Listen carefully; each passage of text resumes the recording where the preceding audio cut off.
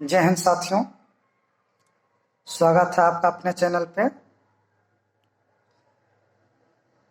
साथियों, आज हम डिटेल डिस्कशन करने वाले हैं आरआरबी टेक्नीशियन के ग्रेड 1 पोस्ट के लिए और ग्रेड 3 में एसएनटी पोस्ट के लिए। सिग्नल एंड टेलीकम्युनिकेशन पोस्ट के लिए ये ग्रेड 3 में है,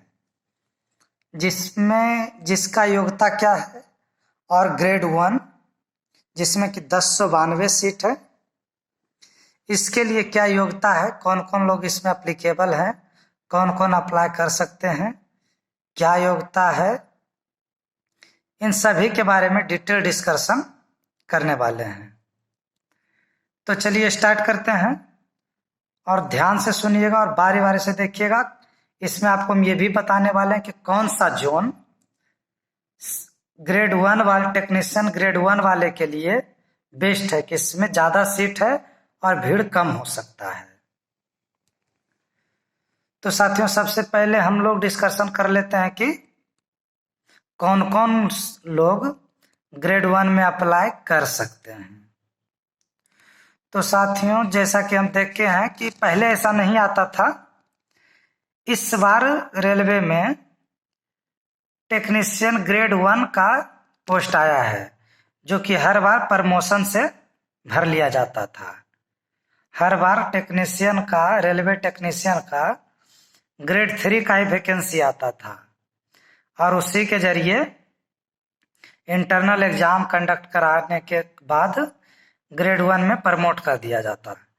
लेकिन इस बार कुछ सीट जो है वो ग्रेड 1 के लिए भी स्पेशल निकाला गया है, जिसका कि बेसिक 29,900 है ग्रेड 1 का, और ग्रेड 3 का 19,900 है।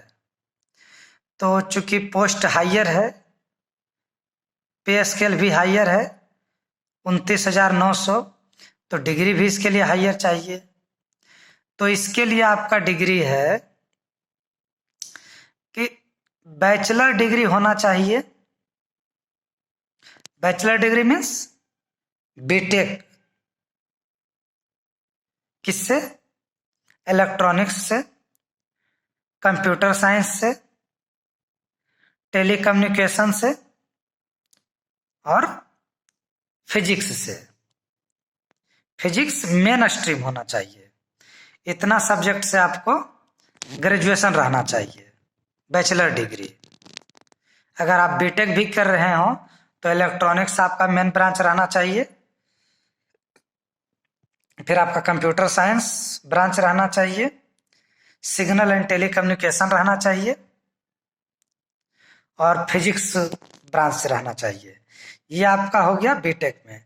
बीएससी में सेम है, आपका इलेक्ट्रॉनिक्स रहना चाहिए, सिग्नल एंड कम्युनिकेशन रहना चाहिए, उसके बाद आपका फिजिक्स से रहना चाहिए।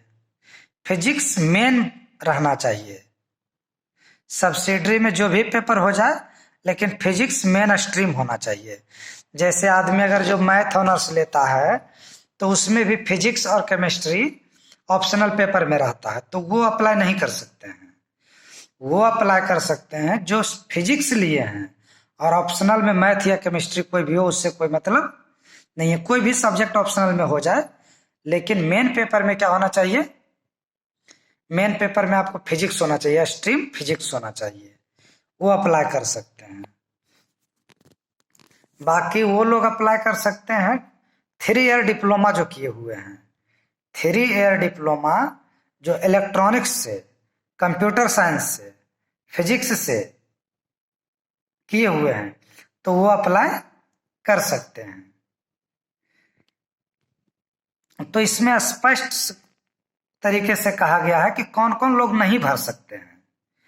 तो ऐसे लोग नहीं भर सकते हैं जिनका ग्रेजुएशन केमिस्ट्री से हो, मैथ से हो या कोई आर्ट्स सब्जेक्ट से हो, जैसे हिस्ट्री, ज्योग्राफी, सिविक्स।